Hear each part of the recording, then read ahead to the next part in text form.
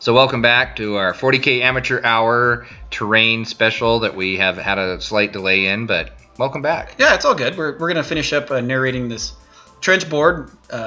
Number 3. We're on number 3, and what are we doing here? We're doing something. We're using the heat gun to make some awesome craters, and the chisel in the edges because they are too straight and narrow, so you have to make them look rocky and not so straight and narrow. That's right. I remember that. We had a debate that people who dig trenches don't dig symmetrical trenches. Yes, you have shovels, and shovels have edges.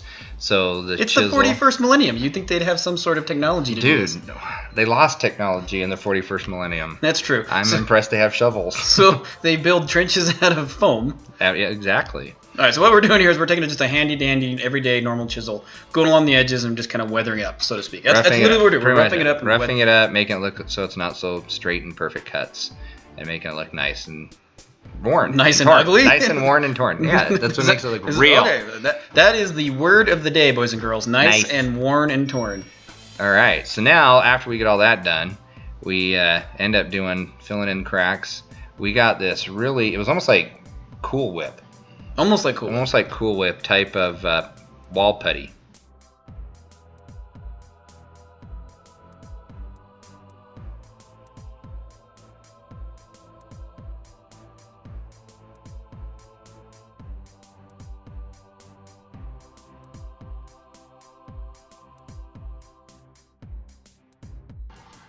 So with that creamy putty stuff, we mixed it in with some water, and we wanted to add some texture, but we also wanted to put some protection on it, which we'll talk a little bit more with another coating that we put on it.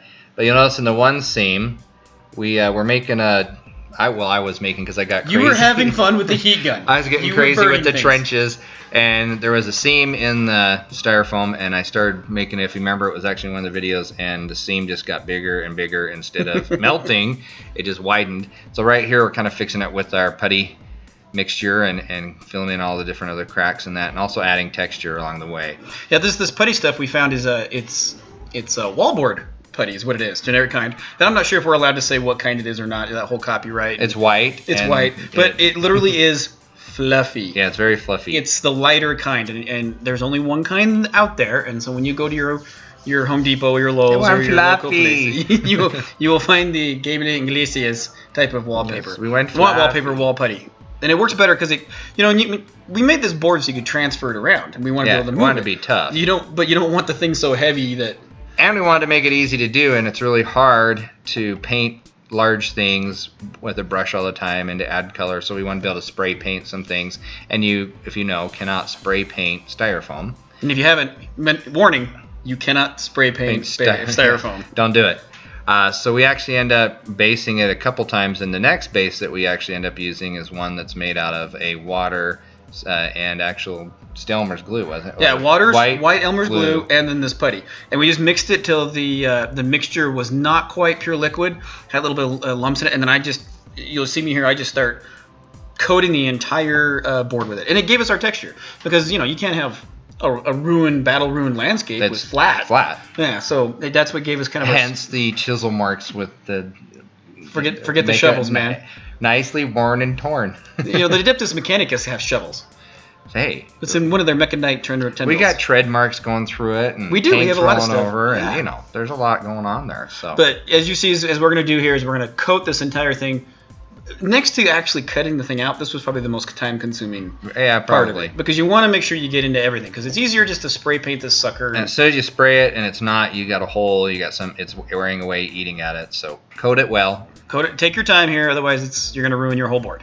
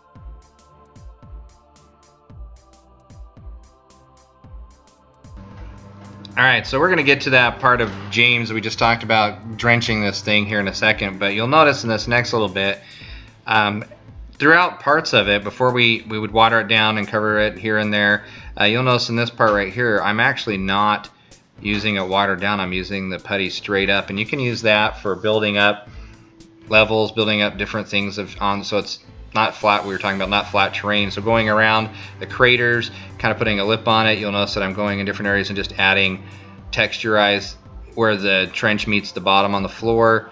You want to cover that up a little bit so it doesn't look like a perfect seam. So actually using it non-watered down as well actually adds more, what would you say, just dimensions? I was talking about how it makes it look like a topographical map. You're adding your uphills and downhills. Nothing's ever flat and smooth. You don't want that. What we were going for is something besides a gamer's mat. Yeah. We didn't want a gamer's mat. We actually wanted some. But we also realized that several times we did this, we measured width of trenches with actual models. Mm-hmm. We sat models on the board to make sure it wouldn't be tipsy-turvy, and if it did, we filed it down or sanded it down. So we tried to make it as much as possible where models would sit flush, but still have texture. We didn't want a whole lot of wobbly model syndrome as we were running across it, but we didn't want it to be completely flat. So that when we have rubble and things like that, it's not piled real high. We just kept it so that models could still stand and run across it, but it still looked good. And also, with a lot of the, I guess, little grooves and niches and things that we have, that makes it harder making the base coat with it. So once again, when we brought out the spray paint, it made it a lot easier to coat it with the spray paint after we put the big douse of all the glue and everything on it to protect it. Yeah. This is where you can add your artistic touches to it, because you're about to base it here in the final video. We base it and show you how to do that and put the sand and and then how to spray paint, which is an interesting concept. We don't want to give it away because we just didn't just spray paint it. We came up with some actually pretty cool ideas. But yep, that's what Riko's doing here. He's actually adding terrain. I mean, that's what he does. He's crazy, and he adds crazy terrain.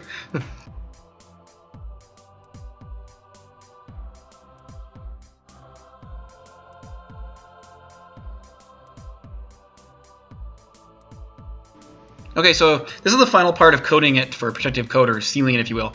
Excuse me, and I ended up doing this one. What I did is, this is by far the more liquid than the previous coats that you've seen. Same 3 ingredients: Elmer's glue, water, and this fluffy wall putty. More glue though on this than but more glue and more water than the fluffy stuff. And I am literally taking my time and coating every nook and cranny, knowing that in the future I'm going to spray paint this, or Riko's going to spray paint this, and if you don't, it's going to eat away the foam. So I got everything. This process probably took me about 3 days to do, because I let it dry, and you could see it dry, and if you missed a spot, you went back and got it. Didn't really care a whole lot about brush strokes or anything. Just wanted to make sure that it didn't fill up. I figured, terrain looks just as good as anything with brush strokes. But everything, especially where the bottom foam met the top. When we put the crease, that's where I really sprayed that and it ate through that, we would be in trouble with a big hole in the bottom of it. So in fact, it did. Remember, we missed. We ended up making a water pool out of it. Yeah. But it did. I missed a spot and it did. But this is super important. Well, one thing too you got to think about, it's this being a war-torn battlefield. It was James actually put something on there to hold it while it was drying. The 2 pieces when we actually were gluing the top and bottom together, and what it had some kind of like acid or something in it, leaked through the can and ate through part of it, and we're like, oh crap, what are you gonna do? We're like, well, we're gonna turn it into a crater, and we're gonna do it, and so everything was fine. So there, use what you got and have fun.